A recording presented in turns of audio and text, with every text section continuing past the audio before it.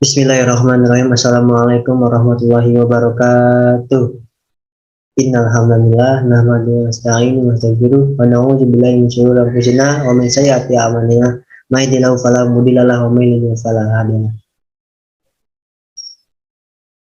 Yang terhormat kepada Bu Widya selaku dosen pengampu mata kuliah Bahasa Indonesia. Sebelumnya perkenalkan, nama saya Alam Syafir Daus dari PTK 2B. Di sini saya akan sedikit menjelaskan tentang diksi. Apa sih itu diksi? Diksi merupakan pilihan kata yang tepat dan selaras dalam penggunaannya untuk mengungkapkan gagasan sehingga diperoleh efek tertentu seperti yang diharapkan. Diksi juga berarti kemampuan memilih kata dengan cermat sehingga dapat membedakan secara tepat nuansa-nuansa makna gagasan yang ingin disampaikan. Kemampuan menentukan bentuk yang sesuai dengan situasi nilai rasa. Diksi sangat menentukan gaya bahasa. Gaya bahasa ditentukan oleh ketepatan dan kesesuaian pilihan kata. Kata, kalimat, paragraf, atau wacana menjadi efektif jika diungkapkan dengan gaya bahasa yang tepat.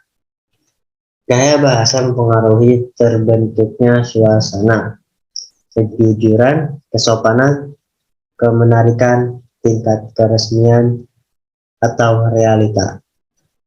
Pemakaian diksi yang baik akan membantu pembicara dan pendengar dalam menyelesaikan masalah. Begitu pula sebaliknya, gagasan atau ide akan sulit diterima jika diksi yang digunakan salah sasaran atau tidak sesuai konten pembicara dan pendengar. Kemudian ada fungsi diksi. Yang pertama, membantu membaca memahami pesan suatu karya.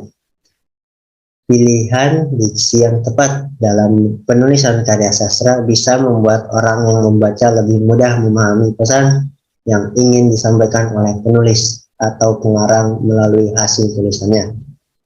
2. Komunikasi yang efektif. Pemilihan diksi dalam penulisan karya sastra juga bisa membantu membuat komunikasi menjadi lebih efektif. Pemahaman yang baik dalam penggunaan atau pemilihan diksi sangat penting agar tercipta suatu komunikasi yang efektif dan efisien.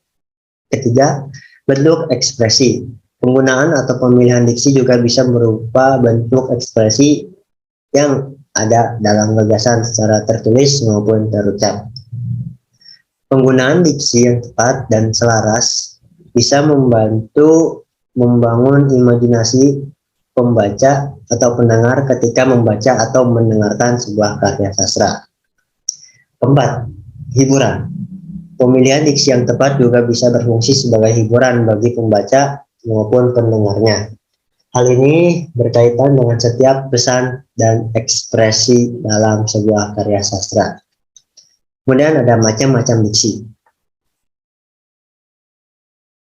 Macam-macam diksi dibagi menjadi dua, yaitu diksi berdasarkan makna dan diksi berdasarkan leksikal.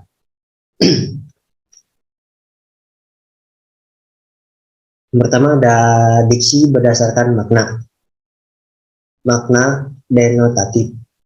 Jenis diksi berdasarkan makna denotatif adalah diksi dengan makna yang sebenarnya dari suatu atau kalimat. Dalam kata lain, makna denotatif adalah makna objektif tanpa membawa perasaan tertentu atau murni. Contohnya, Budi sangat bekerja keras untuk menggapai cita-citanya. Kemudian makna konotatif. Jenis diksi berdasarkan makna konotatif adalah diksi, kata, atau kalimat yang memiliki arti bukan sebenarnya. Makna konotatif juga bisa diartikan sebagai makna kias yang berkaitan dengan nilai rasa. Contohnya, banyak pahlawan yang telah gugur dalam medan perang. Artinya, arti gugur memiliki makna meninggal dunia. Kemudian ada diksi berdasarkan leksikal. Pertama ada sinonim. Sinonim merupakan dua kata atau lebih yang memiliki persamaan makna. Penggunaan diksi sinonim bertujuan untuk membuat apa yang dituliskan menjadi lebih sesuai dengan ekspresi yang ingin diungkapkan. Contohnya, mempush yang mengekspresikan hal-hal kasar dan wafat yang mengekspresikan hal-hal yang lebih halus. Dan antonim. Antonim adalah pilihan diksi atau kata yang memiliki makna berlawanan atau beda. Contohnya seperti naik, turun, besar, kecil, tinggi, rendah, dan hemat, boros.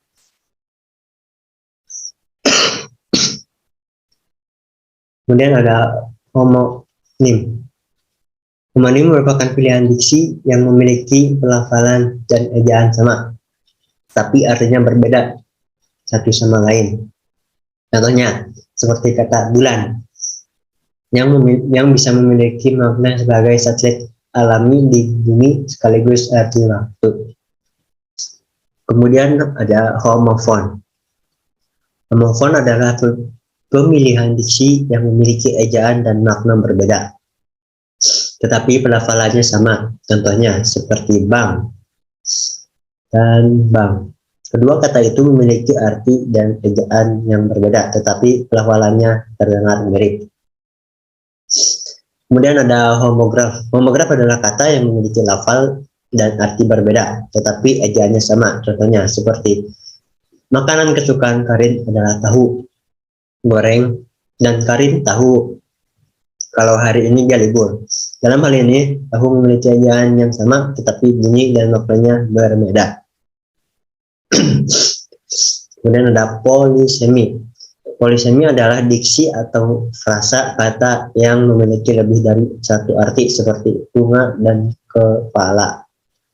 Contohnya, orang yang menabung di bank akan mendapatkan bunga setiap bulannya, dan Karin adalah bunga desa yang menjadi incaran para pria. Dalam hal ini, kata bunga memiliki banyak makna, baik sebagai keuntungan, cantikan, atau sebuah tanaman. Kemudian ada hipernim. Hipernim merupakan diksi yang mewakili banyak kata lainnya atau mencakup makna kata lainnya. Contohnya, seperti kata sempurna yang bisa memiliki arti sebagai nilai yang baik, bagus, luar biasa, dan lainnya. Kemudian ada hiponim.